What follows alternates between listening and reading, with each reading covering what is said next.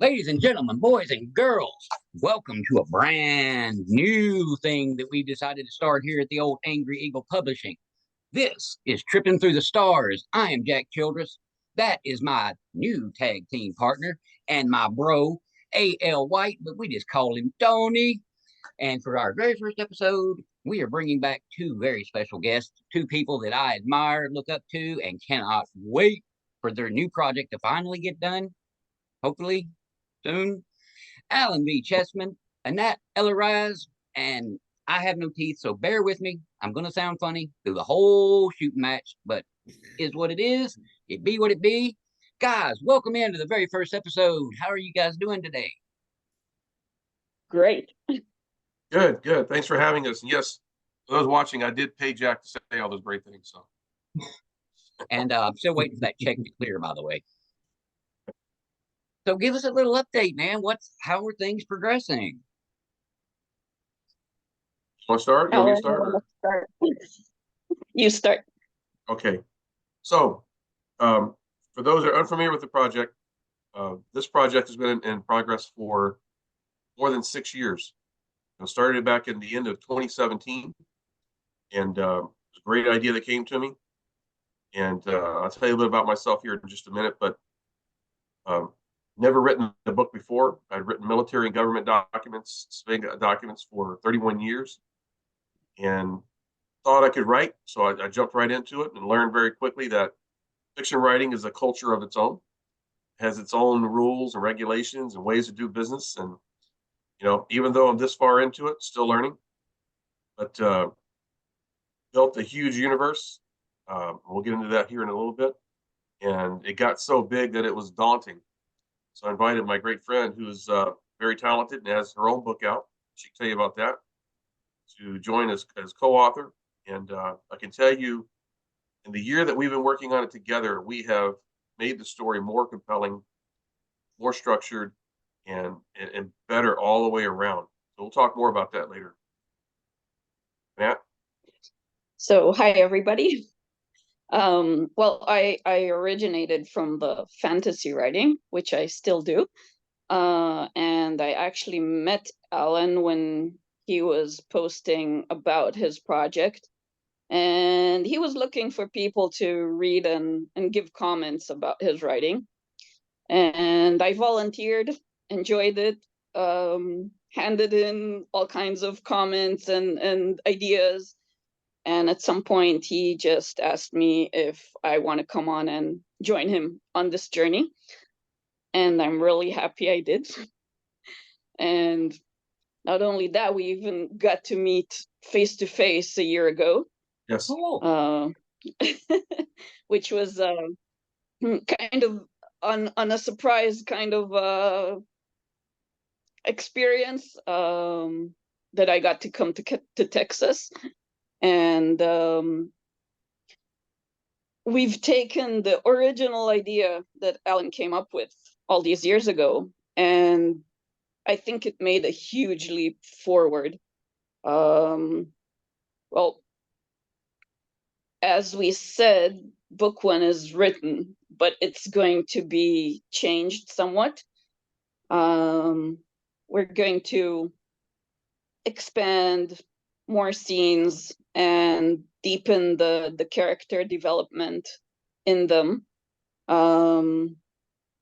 as some better readers that we had advised in different ways. We were laughing earlier that like chapter 1 had been rewritten, I think 5 times already. Wow. Well, now here's my thing with having to, go back and, tweak stuff like that. I've got a book that I've been trying to write for what feels like forever. And it started off as a short story. So when everyone that had read it was like, no, you need to make this longer. There needs to be more of this. We like it. We need more of it.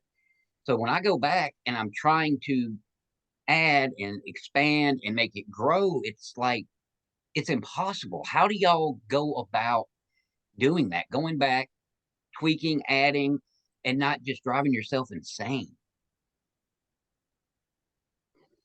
Either one of you. Well, the project, sorry, the project I should have introduced is the title of the series is Phase World. And when I started the project so many years ago, I wanted to make sure that this was something that has never been attempted before. Because science fiction has so many different tropes, so many different things. There's that word that I really don't know how to use, trope. There's so many different things that have been tried and used and overused in all the different science fiction books, different science fiction movies. So we want something new. And that's what we're trying to create. And I think that kind of justifies the time that we're putting into it because, as you mentioned, going back and changing things, we're going back and seeing different things that we should have thought about, things that we, excuse me, things that we can actually add to it. That's going to give more of a wow factor, that WTF factor, if you will. And as we go back and I should go back, one of the main reasons I wanted Anat to join, not just because she's a great writer, is because she is phenomenal at character development. And she has her book out. She can tell you about it. Jules of Smoky Quartz. It's a fantastic fantasy book. Strong female lead. And the character development in there is exactly what is needed for this project. There are many different interviews out there between authors that have co-authored together. And one thing that resonates between them is that, in all the interviews, is that each author has different strengths, different skill sets. And so while I may be really good at world building and I can tell you and other shows you may have seen have developed, like a huge space strike station, a huge military base, if you will, orbiting the Earth. It has names for all the different command elements, the different staffs, all the way down through the 5 Space Marine battalions on board, named all the way through. The battleships or the battle cruisers, everything as far as square footage, dimensions, weapons, everything is created and built out to the extreme. And even though I drafted before we started writing together the first 16 chapters, there was a lot happening in this as far as elements. And we'll talk more about that as far as plot structure later, something recently that we're doing. But there was so much happening, and it was fast paced. It was a roller coaster. And it's kind of, if you think Armageddon, the movie, or the movie 2012, where you have so many different characters, so many different events going on, it's kind of hard to follow it. And that's where we were. And then we said, we need to work more on the characters. We need to expand, this small Delta Force recon element, who is the primary characters in it. We need to know more about them. We need to put them through more hell, if you will. And so, Anat has this great ability with the characters to go in deep into their background, develop history, and the interactions between them. So it's a perfect match. It's a compliment, if you will. And what we've done over the past year, the geospace that's between us, because she's around the world, right? As you said, in the future. We usually communicate through Facebook Messenger. I'm talking where we write a complete scene or a complete idea, whatever, we share it with each other. And I'll go to bed, wake up in the morning and get her response, and we'll just chat away about it. And then we try to meet on Saturdays on Microsoft Teams, and which we did before this show, and just talk about different elements, different ways we need to go with it. But regarding the question about the chapter, how do we go back and start redoing all that? It's because the more we talk about it, the more things that we bring into it. We didn't think about this, or we didn't think about that, and how it's going to affect them, and not just the characters, but the entire environment that they're in. So that, and I'm sure you've read books before where you see gaps in a science, or gaps in the plot, or gaps in that, this character really can't have gone through that because this, and we don't want that kind of a book out there. We want to think about those things so the readers can focus more on the story and the characters rather than shooting holes in it. Does that make sense? Yes, because I am one of those Anat, that please if feel I'm free to reading, join in on that. yeah, I'm one of those, if I'm reading something and you can tell that the writer didn't even take the time to attempt any research, they just made up something and threw it out there and said, you're just going to have to take it at face value. It's like, no, I don't. It's like I don't, I need there to be at least an element of realism. It doesn't have to be real because, like, let's face it, when I'm listening to a zombie book, it's zombies. They don't exist, and yet we still expect there to be a logic to them, their origin, where they came from, how they operate, how well, do they decay? Do they not decay? Why do they do this? Why do they do that? We still want that. And obviously with Exactly. science fiction, it's the same thing. You guys are creating a brand new world that doesn't exist, and you got to make it real to me. You got to make it real to tell me. It's got to feel like this is a place that we can actually go. And that's always fascinated me how just an individual writer alone can come up with that. But then to see like two people come together and collaborate to do this, that just seems even more daunting to me because it would be like a pull and a push and a pull and a push between you. And you two seem like you're just like peas and carrots. Like y'all are just, I actually think that it was working really well because when I first came on the project, then I was reading through Alan's work and I was going, look, Alan, you were talking about like a 12 to 14-hour time span here, but it actually went down to 8 when you mentioned this. So it's things that sometimes when you as a writer put down, you might miss out. And when someone else comes on and, with fresh eyes, as you can say, then they'll pick up those small things. And that's something that we're really putting emphasis on. And like you said before, I agree. It's true for fantasy and it's true for science fiction. Even if it's magic, even if it's like advanced technology that we don't know yet, it still needs to make sense. mhm. It's I used to better read a lot, and there were things that would drive me crazy. It's like I always give this example.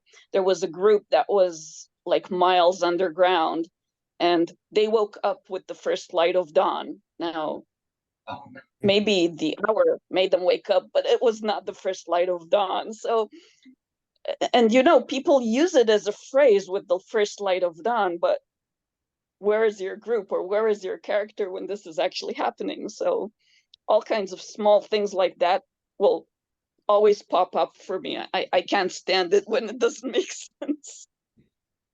So you're generally what I would catch in my second draft. You guys are catching as you go, which is kind of nice. It's usually I follow the belief is I just want to get the story out of me, and then I go back in the second draft and pick stuff. But it works good with you two because you're catching stuff as you go off of each other. So I like that.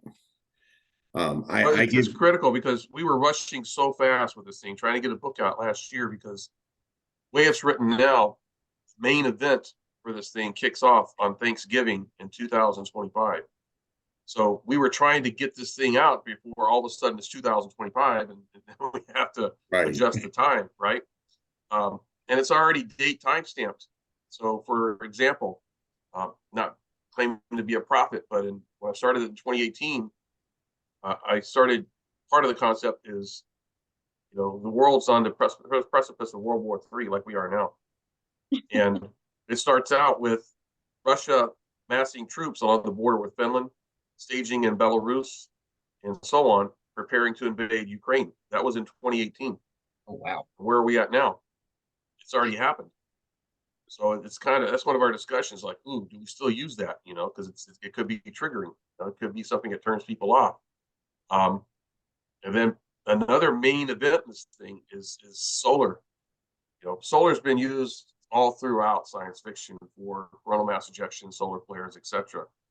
We're using it in a different way. I think is rather unique, and we're introducing something that's never been done before. I think we should probably hesitate on telling exactly what it is, just because we don't want to give the whole cookie away. But something intervenes. It's not divine intervention. It's something else that you'll find out probably later on in subsequent books, but that blocks the earth from being destroyed by that. But when we're thinking that through, we're thinking all the different science loopholes that people smarter than us could probably come back and say, well, that would never work. I have a PhD and I know what I'm talking about. Well, that's great. But our answer is this is science fiction. That's what you said, Nat, right? Yeah. Science fiction. We can create it. You know, if Star Trek can create a spaceship that can navigate clear across the galaxy, the universe on spore technology, right, and just appear, then we can do this. But we have to think about things like, you know, how fast does a coronal mass ejection travel? You know,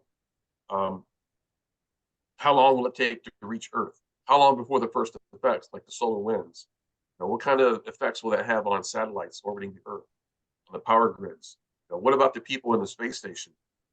You know, everybody thinks about the ISS, right? Well, China's got a space station up here too. So, and then if you're creating new worlds, and their actual place orbiting the Earth. I mean, they orbit the Earth, but the as the time passes, their place is different. Right. yes, yes. So they may or may not be affected by what's happening because it may be shielded by the Earth, you know. But you've got to think about those things, you know, like if you're creating new life in a new world, you know, there are guys out there that may say, well, you can't have that type of life form because the pH balance of your water there is off, you know. And it's like, I don't want that. I don't want people to focus on those kind of things. So that's why we're trying to make sure we catch these things as going along. And we may miss something. Hope we don't.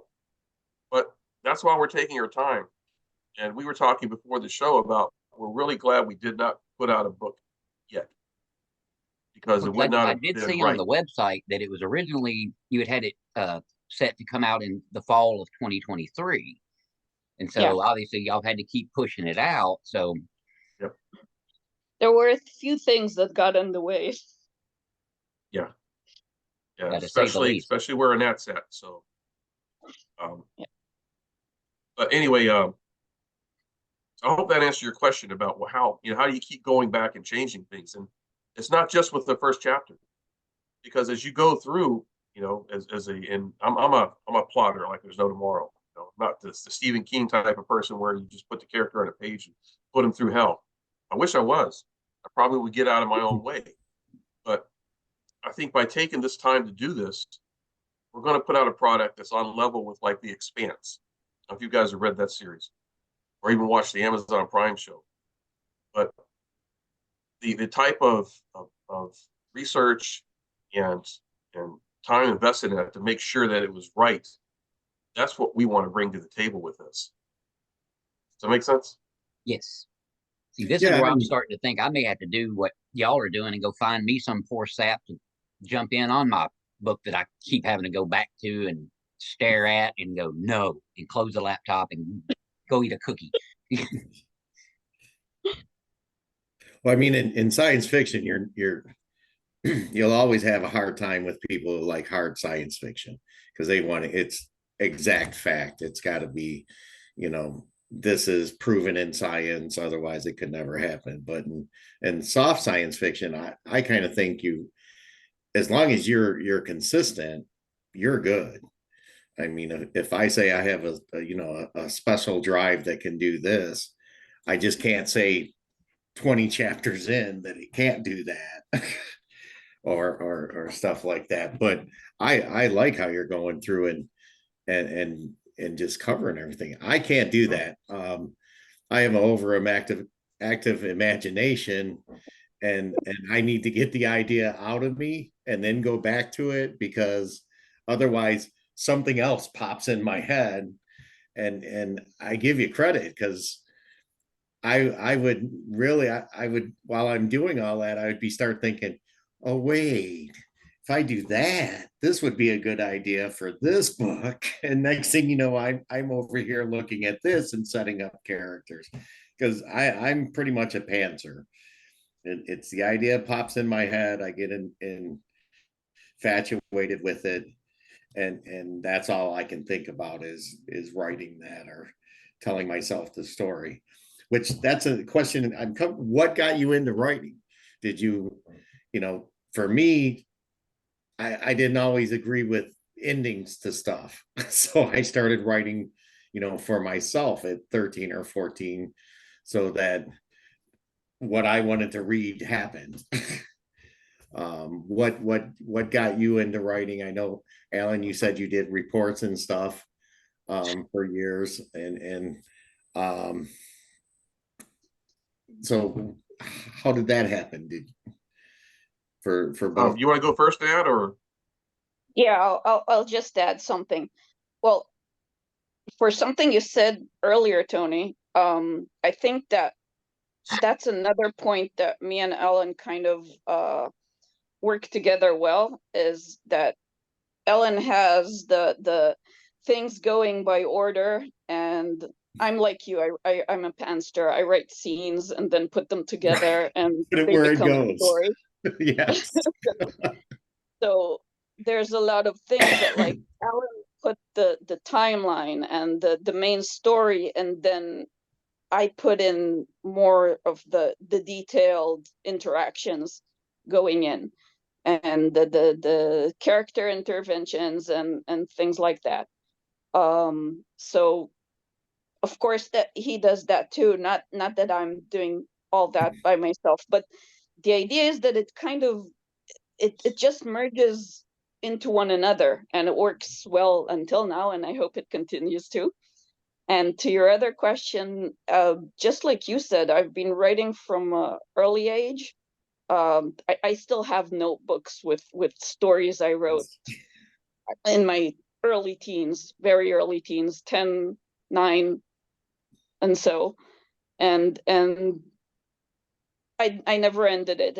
I used to write like small poems or songs that I still have, and sometimes even about books that I've read, and had this kind of like a chat with one of the characters there or whatever. Nice.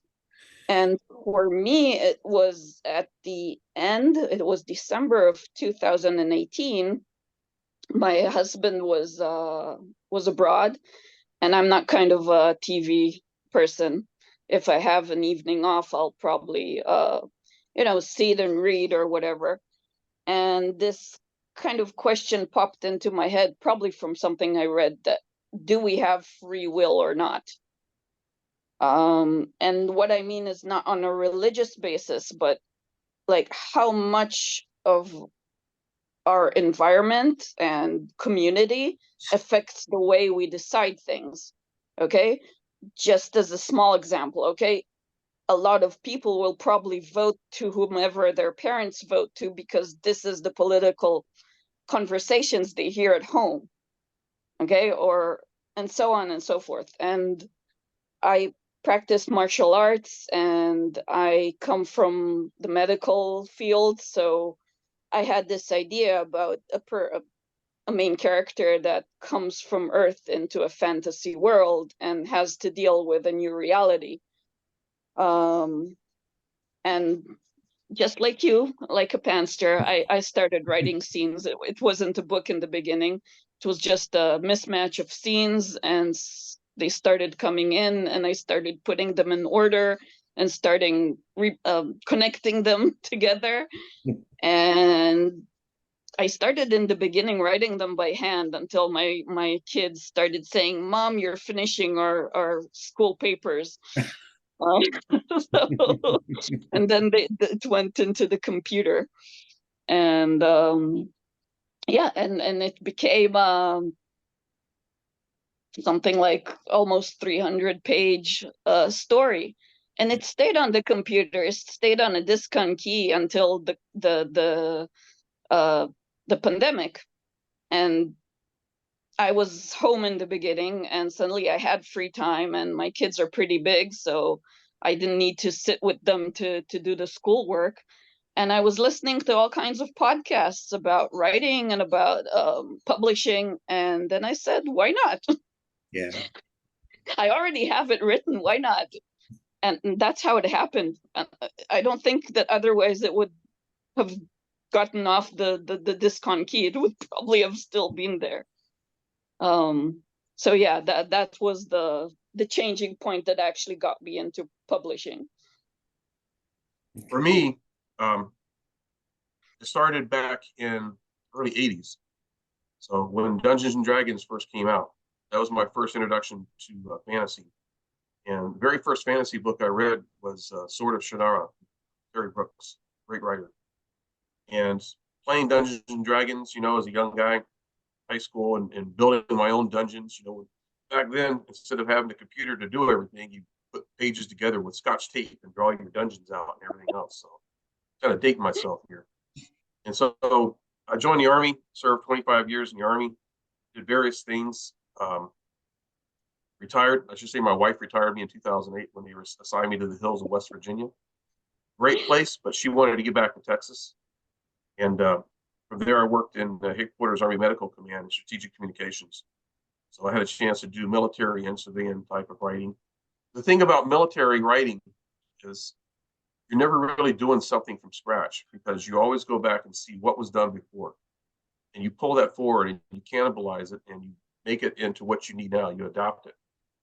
So that was my problem when I jumped into this writing. And that started for me in 2017. I'm a history major, so I'm good at writing, those types of papers in Chicago style, which is fun. But in 2017, when this idea came to me, I was really excited about it. I'm sure when you got your first idea for your book, I was talking to my wife, and she told me, we've been married 38 years. She says, "Shut up and write the book." So that's what I did. I went out, bought myself a desktop, got set up with my little writing den here, and sat out there. It was December of 2017. I stayed up till 2 or 3 o'clock in the morning on the laptop in the living room, just hammering away, just typing things out. Got up to 16 chapters and didn't really have a process in place, and still didn't. And that was my biggest challenge there, because, as I told you, military writing, you go back and you pull forward. Here, you gotta develop everything from scratch. And there are writers out there that pump books out like there's no tomorrow. I mean, like Michael Anderle, I'm sure you've heard of him. The guy's releasing a book with co-writers every Thursday, right? Greats like Craig Martell, great Marine up here in Alaska. He's published 180 books already. Wow.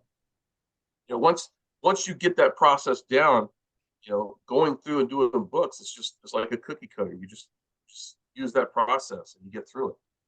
Where I was still floundering with trying to figure out all the nuances of writing, publishing, all that kind of stuff. And so when we first started writing together, as we talked about, I had the world built, the universe, if you will, because it's that big. But we needed to bring that down. I've got a lot of great friends I've met over the past 6+ years. A lot of great authors, been very great as far as providing mentorship and advice and so on. And one of my friends, Nicholas Sansbury Smith, I had him beta read some of the book as well. And he said, "Man, you've got a great story here, but you've got too much going on in the first book. You need to take that and stretch it out. You don't need to write like a 430,000 word poem, like the greats like Ryan Cahill has, right? He's a great writer, but he said you don't need to do that with your science fiction trying to start out a series. So you need to break that down and focus more on the characters and how they're going through the events that you're doing. Because," and he's right, in the end, you can read a lot of books. You won't remember all the events, but you'll remember the characters. Right. That's who sticks with you. And that's true, because in 2013, when my oldest son came back from Afghanistan, he brought a book that was passed to him, because I used to send books to soldiers, and he got one over there from a friend, from S.M. Sterling. I don't know if you've heard of him before, but he has a great series. It's called the Emberverse series, 17 books, I think, in length. And going back to the science, for him, his premise was in March of 1998, the laws of physics changed. Electricity didn't work. Gunpowder didn't ignite. Nuclear reactors just glowed. Kinetic energy wouldn't work at all. There was no lightning from the clouds. And from there, the world deteriorated because logistics broke down. People turned on each other. You had some surviving factions that were familiar with like the SCA. People go out and play medieval times on the weekends, whatever. And even now, people keep asking him, "Well, how did that happen? What changed? What caused the laws of physics to change?" And the answer has always been space bats. Space bats. You really don't have to explain it, but it's grown into such a cult following. And after reading his series, and Steve is great. You know, I had a chance to meet him a couple years ago. My wife and I were in New Mexico and had dinner with him. He's a phenomenal writer, but he is the one that inspired me to actually start writing. And when I first had this idea, because it's got time elements in it, I actually had him read through the premise of it, the story concept, to make sure it wasn't too close to his. He's like, no, it's great. Have fun with it. You know? I took the story concept and I sent it to David Brin. I don't know if you've heard of him, but he wrote the movie Postman. Oh yeah, He's yeah. got a lot of great science fiction books out there. In fact, Dipping into the collection.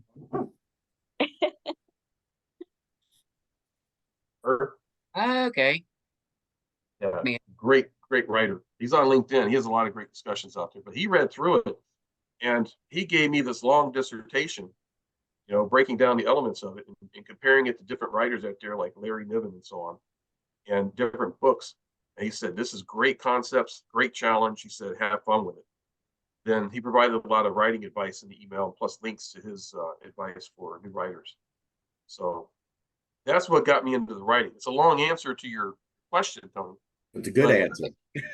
That's what really got me into it. And then once I got into it, I had to start learning, you know, how do you structure things? You know, how do you write? So I started buying books from all the writers that I've met, befriended, and you can't see it here in the room, but I've got close to like $6,500 plus of indie authors' books. So I definitely support the community. And I read through fantasy and science fiction to figure out how people write and figure out what style do I want to emulate. I mean, every writer has their own voice, right? Right. But to me, Nicholas Sansbury Smith, I don't know if you've read some of his stuff, Helldivers. I'm completely Extinction caught Cycle. up on the Helldiver series, waiting for the next one. Yes. He has such a phenomenal way to put things together. I use that word a lot, phenomenal. But his scenes are structured where you're seeing one character or characters go through one thing and it leaves off in a cliffhanger. It goes to the next scene and it does the same thing. So he gets through 3 scenes and you're binge reading until 2 or 3 o'clock in the morning. You know, you don't put it down because you got to find out what's happening. Right. That's what that's what we are trying to emulate in this series. So it's something new. It's something that's a roller coaster, and you just can't put it down. You've got to keep reading.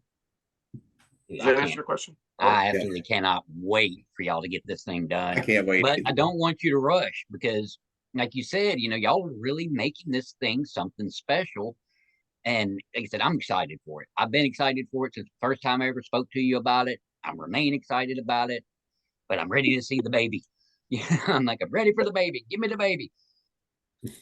But Well, I will Jack, say the good news, Jack, the good news is that since we're actually expending some of the scenes, then a lot of other scenes are pushed forward into book 2 and book 3. So hopefully, as we're planning, they won't take that long to come out afterwards. Yes. well, it's like you said, having the structure and the process and the cookie cutter, you know, and you just keep following your plan, Exactly. and it'll get you where you're wanting to get to. And something that fascinates me, especially like with science fiction, is when you're trying to create something that doesn't exist. Do you ever like sketch out something that's in your head so you can like physically look at it, like a ship or maybe a certain weapon or anything like that? You actually draw them out to look at them. He's laughing. Yep. Ellen, you want to tell them what you did? Oh boy. Well, yeah, I've actually gone through it. I've actually made visuals. I don't have time to look through the computer. I can send it to you later so you can look at them. Oh, nice. But I actually tried to put together, you know, what this battle cruiser and what this space station would look like. You know, you can go out on Pinterest, you can find a whole bunch of stuff, but you got to be careful of copyrights. But to get an idea of what's actually been used before, I took an entire week one time. As I said, I mapped out what this space station would look like down to, you know, square footage of it, how many shuttle ports it has, how many shuttle ships it has, how types of fighter craft it has, the type of energy that it uses. You name it. I've mapped it out all the way down. I named, this space station had 65 battle cruisers. No, Each yeah, one of these battle that's cruisers are almost like a mile long, and then to go through and do the same for every one of the battle cruisers, which every one of them has a name, by the way. And so, yeah, I've got sketch pads here. I've got my color pens.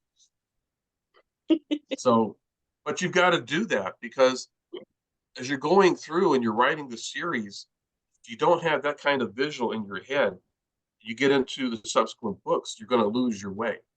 A lot of people like, if you've heard of Chris Fox, he's a great writer. Another one of the guys I studied while I was doing this, and his Magitech series.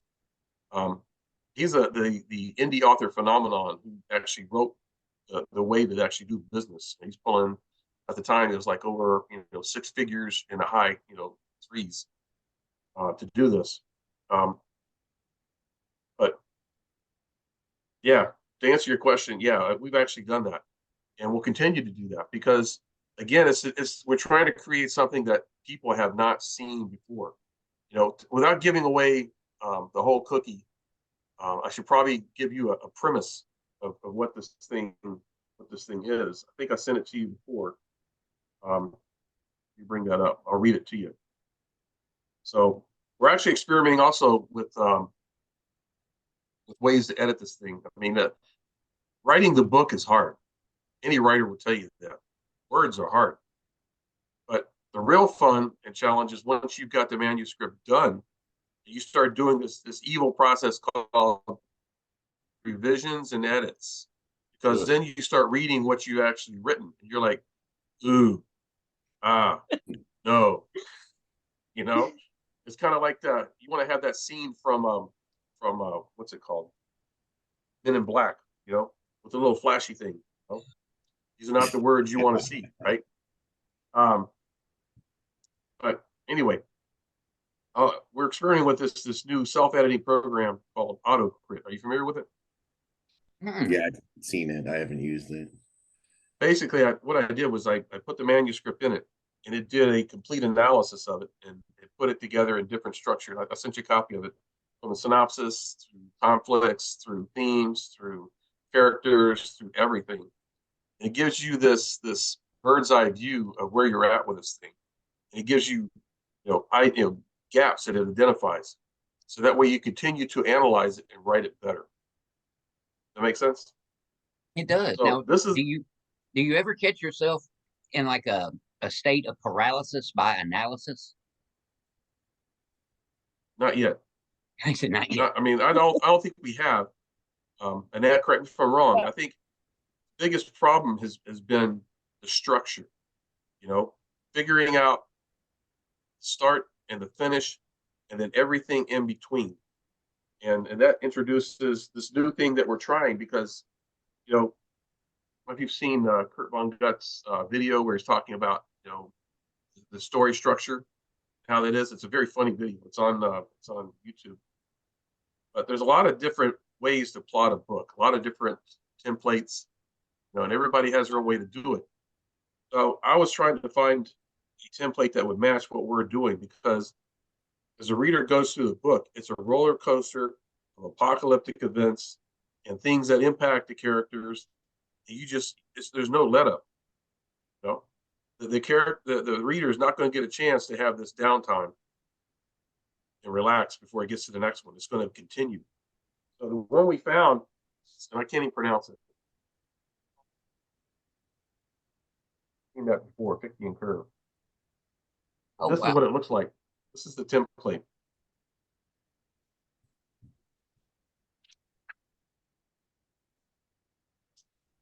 Series of rising action. So you start out the beginning. You don't have, as you called him, Johnny the Farmer. Matt. Johnny the Farmer has this thing happen in his perfect world, and then all of a sudden he decides he needs to be the champion, or he's forced into it. The dragon attacks, whatever. But in ours, we're going to start out with a bang. We're going to use solar events. We're going to have the world on the verge of World War III. So the reader is not going to be able to tell, and I'm not going to tell you how, what's going to happen. They're not going to be able to know what's going to destroy the world. Something's going to happen. You know, it's not going to be good. Is it going to be the sun that does it, or is mankind going to nuke itself? No. So in this type of structure, you start out with a bang, and each one is a rising action. It just keeps getting worse, worse. And then when you get to this downside where you start getting resolution and closure, right? That's not going to be long. It's going to be short. And it's going to end on a cliffhanger. And the reader is either going to like it or they're not. But it's going to be to the point where you're like, man, I got to see what happens. I got to get the next book. And that's the kind of the structure that we want to use. Yeah, I gotta say, I'd never seen that before, that particular template. But now that I've seen it, it's one of them. I'm not going to be able to unsee that. So when I sit and write the next time, that's gonna be in my mind. You know, like remember to try to keep the flow going, and that's it. Just seems like it's so imperative that you do keep the reader engaged. You can't have a lull for any. I mean, you could have a small lull if it's necessary. There's a reason for it, but if you go for too long like that, the reader's going to start yawning. They're just like, Yes. okay, there's, or start flipping pages, and that's when they miss something that they really needed to read. And I mean, it just seems like that would be a hell of a challenge to keep that kind of a flow going. But again, with you having your tag team partner, your tag team champion with you, you can kind of keep each other on point. It's like, let's keep this thing going. Like if you start to kind of lull down, then she can pull you back up. And then if she kind of starts to dip, then you pull her back up, and it'll flow. Hopefully that's exactly what's going to happen. With this structure, now that we start building the cookie cutter process, now we have a template. And then from there, you identify these are the main things that's going to happen in the rising action. And then these are the chapters that's going to be in that rising action. And then you start developing the story beats, right? See, I'm starting to learn the terminology. I'm getting dangerous. And you start putting in exactly what's going to happen in that scene. And then it's easy to start fleshing that out, building it out. And so it continues that flow. And then you take that and you use that cookie cutter process into the other books. And now we're already talking, books 1 through 6 instead of book 1. Have y'all actually thought about how long the series might be? Or are y'all just going to go until it's just done? Like it could be 7 books, 12 books, 30. I mean, is it just y'all just have you thought that through yet, or are y'all just letting it develop organically? So we did think it's not in process. It probably the main series will have somewhere between 8 to 12 books. And that actually depends how many scenes go into each book. But it will probably have a lot of side series. And that you take a certain character that was a side character in the main series and you tell their story. Ellen, okay, there's this character that there's a time gap at what happens to him. And this story can be a whole trilogy in itself afterwards. And so on and so on. So you can take and then further develop things, further let the reader understand how things work out. Why do things happen as they do? As long as the reasonable explanations exist in the main story, that doesn't cut you off as that can't be. And like a side story will actually explain how it does happen. Cool. So we're going to get like a huge universe out of this. I mean, it's going to be, we're not just going to follow this one train down the track. There's going to be offshoots and branches and other places to explore and things to see. I love it. Let me read the premise to you, and then I'll provide an answer to your question. Okay. So the premise, as of right now, subject to further revision, right? The overall premise of the story revolves around a series of catastrophic solar events and time anomalies that threaten Earth's existence.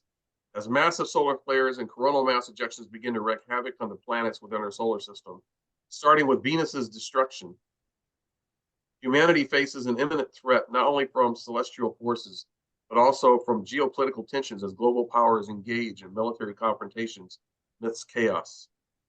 Amidst this backdrop, various characters ranging from NASA scientists and Delta Force teams to higher-ranking government officials and military personnel are drawn into a struggle for survival. They encounter otherworldly phenomena such as energy spheres that appear to protect Earth temporarily, mysterious alien vessels orbiting the planet, creatures emerging due to environmental changes caused by anomalies, and even instances of time travel individuals from different eras together. As these events unfold, President Hector Gonzalez finds himself at the helm of what is being shaped into a one-world government named Calnina.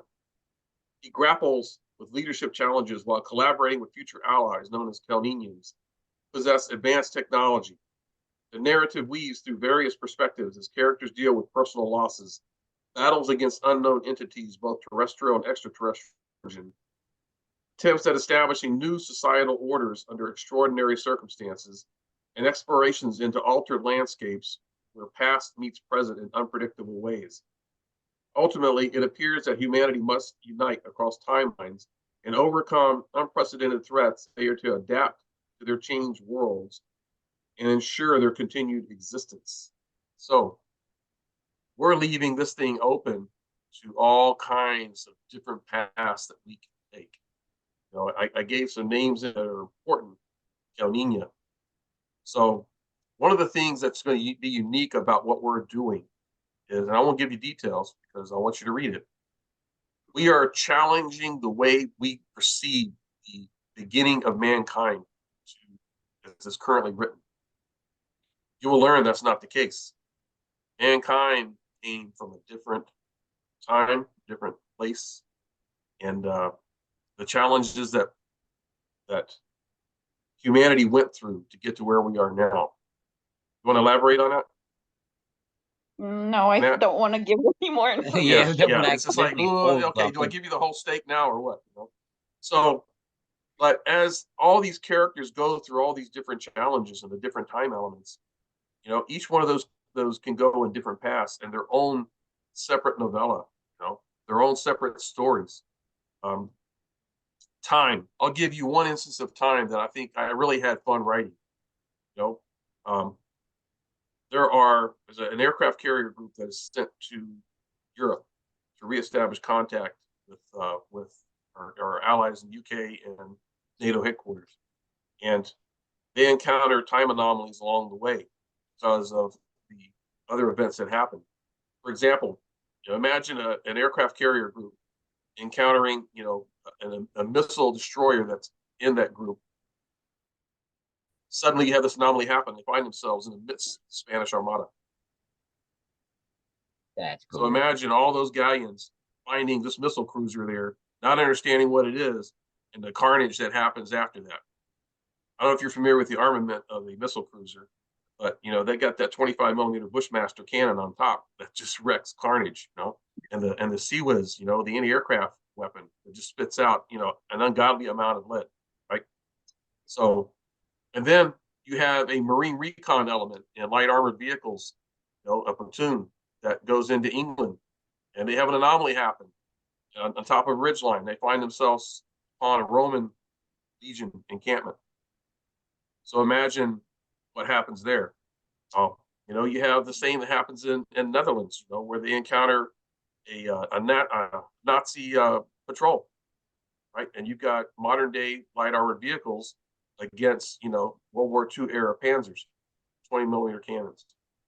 So, and it just goes on from there. That's just some of the examples of the time anomalies. There's a lot more that's going to make you think, oh my God, you know?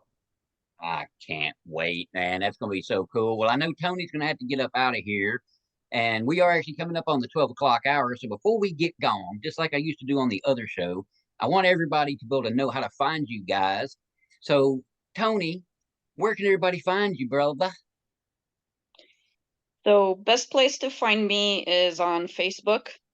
under my name, no pen name here. Welcome to Write Me. I really enjoy corresponding with readers, with other writers, anyone who likes a good chat. My book is available on Amazon as an ebook, as a paperback. It's free on Kindle Unlimited. And if you want something nice, then you can enter YouTube and just write the name of the book, Jewels of Smoky Quartz. There's a song that I wrote for the book, and a friend of mine, who's not a true musician, but likes music, and she put it into a song. She made music for it, and she sings it there. So maybe Very that's cool. something kind of neat to go through. Heck yeah. All right, Alan. I know you're all over the place, buddy. Break it down. Well, that's one of the things I started doing when I wrote this thing. Is you always say you have to have an author platform. So I'm on most of the social media that's out there. Just look under my name. It's Alan, ALLENV, as in Victor, Cheesman, CHEESMAN. You'll find me everywhere on X, formerly Twitter, Instagram, Facebook. I have an author Facebook page. Threads is the new one. YouTube, if you type in Phase World, PHAZED World, then you'll bring up 2 videos, amateur trailers that I put together that are now pretty much storyboards as we continue to evolve the storyline. But they're pretty unique. And you notice the spelling with the PHAZED. We did that on purpose because we wanted to make sure there was nothing else out there in existence. I actually researched copyright information to make sure there was nothing. So I quickly jumped on that and did a copyright on what I've written so far, plus that name. So that way we can continue to push forward with that. So I'm sure you're going to post the links. I sent those to you. Oh, yeah. You can click on those. Got my email. I'm more than happy to answer questions. Definitely won't give away the whole book right away. You got to wait for it. And it's going to be something special, something unique. I'm pumped, man. I really am. All right, Tony, where can everybody find you, brother? I'm everywhere like a bad penny. So It's always I'm at turning up. Facebook, X, Instagram, following you around like a lost puppy dog. I'm everywhere. And Tony writes for, I don't think we mentioned it. Tony writes zombie, he writes science fiction, and I'm looking forward to reading his work. Dude, Thank you. Nefertum is fantastic. His zombie stuff is fantastic. But like you had said earlier about how you like to check out other science fiction writers, you've got to check out Nefertum. You need to check that one because He's my biggest fan on Nefertum. He's looking for book 3. Awesome. Anxiously awaiting. Just got to get him going again. Well, guys, this was Thank the you very very first much for coming episode. today. Thank We you very managed- much. We Thanks for managed to having get us. through it. It was fun. We will be coming back next week with another fantastic science fiction writer, David Lingard. If y'all haven't checked this guy out, go ahead and go search him out, get caught up on him, and y'all will be seeing him on this show in 1 week. So, guys, Sounds great. for Alan Cheesman, Anat, Eliraz, A.L. White, we know him as Tony, and me, the goofball Jack Childress, this has been Tripping Through the Stars. We will see you guys next week. Thank you guys for coming. Thanks for having us. Bye. Bye. Thank you.